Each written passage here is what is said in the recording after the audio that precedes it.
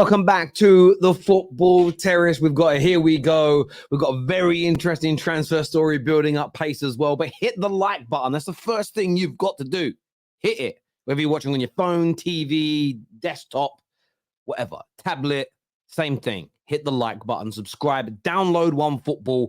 It is the best app for football in the world. Fun content, quizzes, games, live football matches, stats, news stories, and much, much more. And it's all free. You won't get that anywhere else. It's all free. So scan the QR code if you're watching on television, or click on our link in the description below. Get it downloaded right now.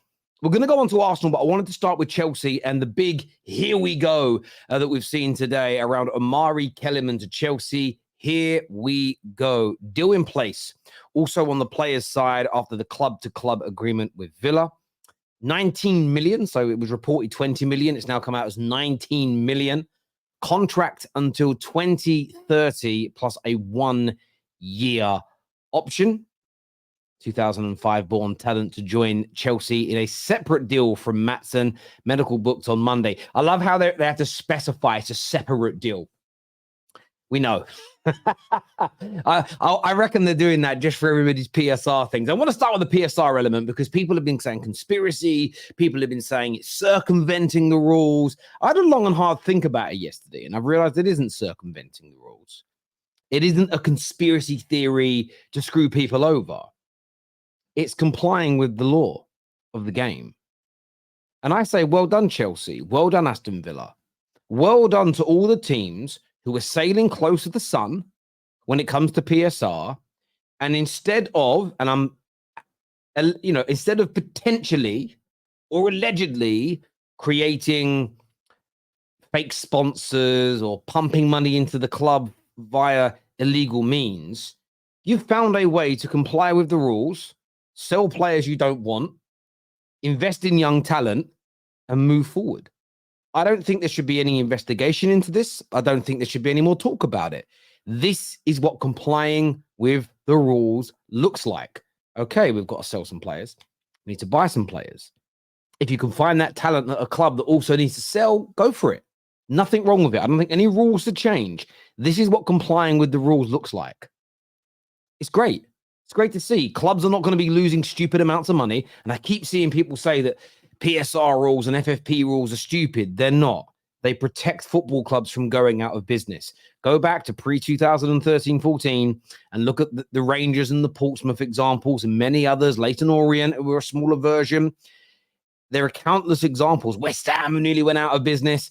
And just imagine if that spending it had increased at the same rate as the money being pumped into football, you'd be 60 and 70 million pounds was nearly putting clubs out of business. 60 or 70 million pound of debt was almost putting clubs out of business.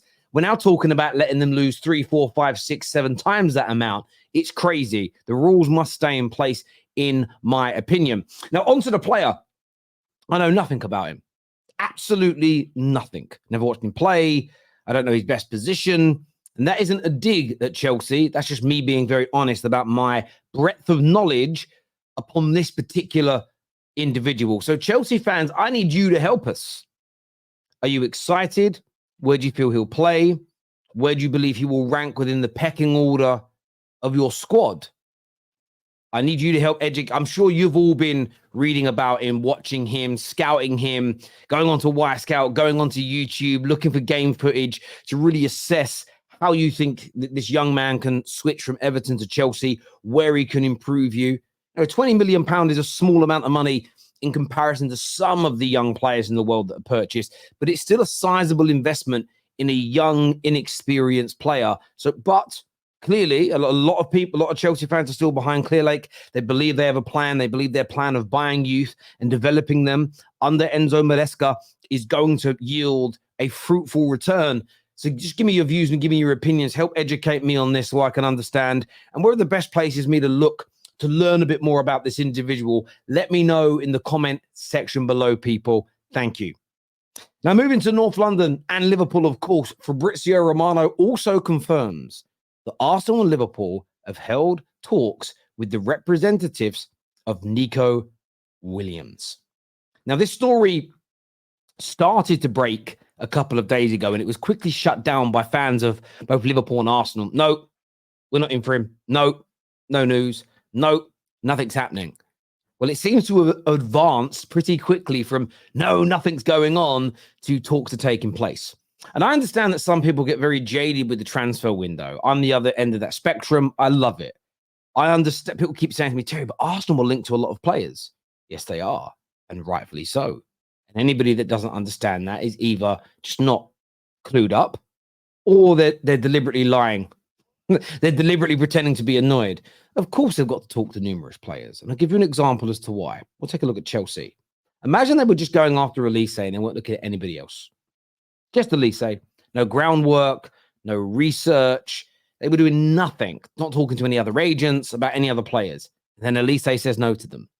Or they pull out of Elise. It doesn't matter which way around we look at it. Imagine they've done no due diligence anywhere else. And they're starting flat-footed from today. That would be an awful way to run the recruitment section of a football club. So, of course, Arsenal were talking to numerous candidates. They wanted Benjamin Sesko. We know they've been looking at the likes of HIJACK. We know that they've been looking at, over the last year or so, Ivan Toney. We have an understanding about an interest in Nico Williams. There's also murmurings coming through now that Arsenal are starting to think seriously about Eze. Now, these reports don't state from the same individual that Arsenal are going to sign all these players. So when I see the comments from people saying, but how can Arsenal sign all these players? Again, genuinely, I really do think you must be a troll. I don't think anybody's brain actually works like that. I don't believe any of you lack the IQ, lack the intelligence to understand that Arsenal are looking at numerous players.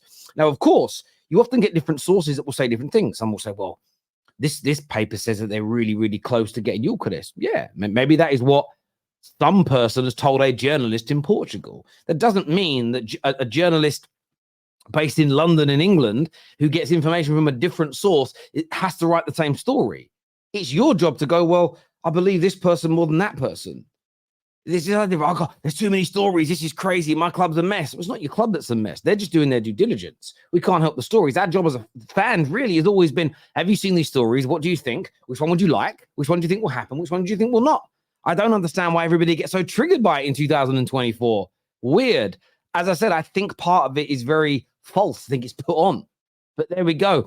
On Nico Williams, look, are Arsenal going to advance this? Are Arsenal going to push this forward? Are Liverpool going to try and progress this deal? I want to get your thoughts and I want to get your feelings on this because I've been saying it for a few days now. I'm doing more research into him and I'm sort of 50-50 on him. I've seen game footage of Nico Williams looking out of this world. And I asked this question on the show yesterday, got very little response to it. Not too sure why. Maybe we'll get more today. But can you perform like he did for Spain and be a bad football player? As some people on socials, some fans on socials push out. He isn't good enough. Doesn't play well enough. He is not of the standard. I've seen some game footage and then I see some opinions that he is a tip-top young footballer.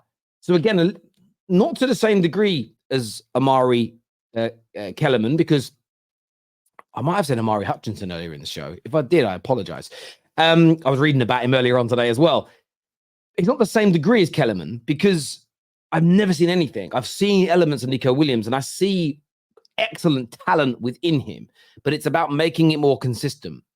But I look at him and I look at the potential of Eze coming into either Arsenal or Liverpool, right? That sorts out the left-hand side of their attacks, in my opinion.